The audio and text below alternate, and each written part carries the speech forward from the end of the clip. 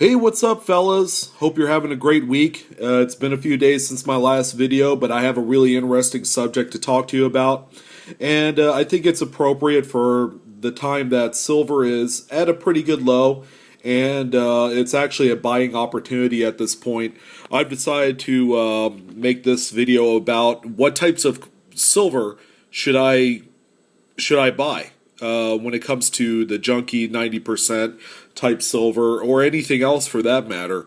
We're going to focus primarily on the US type coins, and we're going to focus on dimes, quarters, and half dollars, where, of course, you're going to find a lot of the more scrappier silver.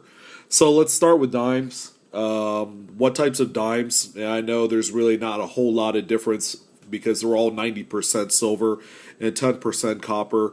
But depending on what series you do buy, you're actually going to get a little bit more money, a little bit more of a premium compared to the others. For example, these little rosies right here are probably the most common that you're going to come across in these scrap bins out there.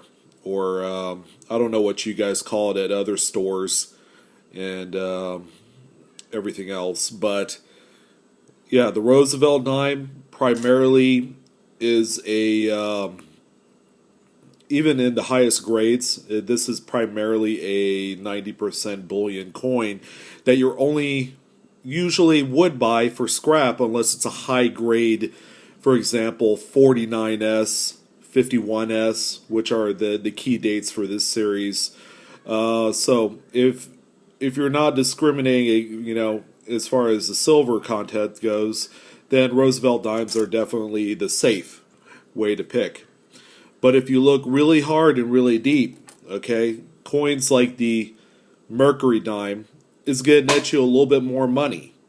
So if you come across a melt bin with nothing but silver, dimes, quarters, half dollars, of course you want to go after the ones that are a more popular sell.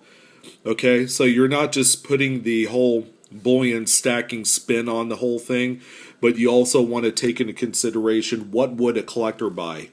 What are the coins that collectors would buy to search through, to fill albums, to cherry pick for varieties. The Mercury Dime is no doubt the coin to get. So in terms of silver dimes, I would definitely aim for that. The barbers aren't nearly as popular. Like this one, when they get to such a low condition, all they are is scrap, unless it's a key date. And they're pretty unattractive when they're all worn down, such as this. And they appear a little bit thinner, too, compared to, a Roosevelt Dime or a Merc Dime. So here's another Merc. I picked up about $10 face in silver dimes in the last week, and I didn't have to pay anything extra, which makes this a valid type of video to commentate here. Excuse me, I bought a roll as well.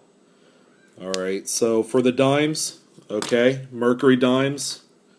I got a whole roll of Mercury Dimes and I paid $1.80 a piece. I paid $1.80 for everything else that you see here. But I can make money off the Merc Dimes easy because of the series. It's more popular than anything else out there. And it's more popular than a lot of quarter series. So let's talk about the quarters. Okay, I didn't put any examples out here, but the Washington quarters are the most common. Anything below 1965 is going to be 90% silver. The quarters that are going to net you a little bit more money are the Standing Liberty quarters. So if you come across a little junk silver bin of quarters, and there's actually a mix of different series, definitely go after the Standing Liberty because they will get you a little bit more money in the future when you decide to sell them because they're a more popular selling series. And wrapping it up for the half dollars, it's no big surprise the Kennedy, the Kennedys out there, the most common, they're still out in circulation these days. And the most common date, the 64, which is the only 90% silver half dollar available out there, they have no fanfare whatsoever. They don't command a huge premium unless it's a mid-state 68, luster bomb. You'll want to focus primarily on the Walking Liberty half dollars if you could get them at the same spot price as the Kennedy halves. Same goes with the Franklin halves. They're not nearly as popular, but they're still beginning to get some more steam in the marketplace when it comes to collector value. So let's go ahead and recap this. For dimes, focus on the Merc dimes. Hoard as much as you can. If you are a buyer of junk silver, quarters, Standing Liberty quarters, no doubt, you want to stick with that. Half dollars, Walking Liberty all the way. You're going to get massive premiums for that coin because it is a popular series, probably one of the most popular out there to date. And silver dollars, Morgans, and Peace, they're kind of like on the same level if you do come across those. I would typically shy away from war nickels. They don't have that robust kind of silver content that we expect for stackers. You might as well just go for the dimes because it's about the same value. It's just a little bit less than the dimes, but it really doesn't. They're a darker metal because of the manganese in there. So you definitely stay away from the nickels when it comes to future sell value.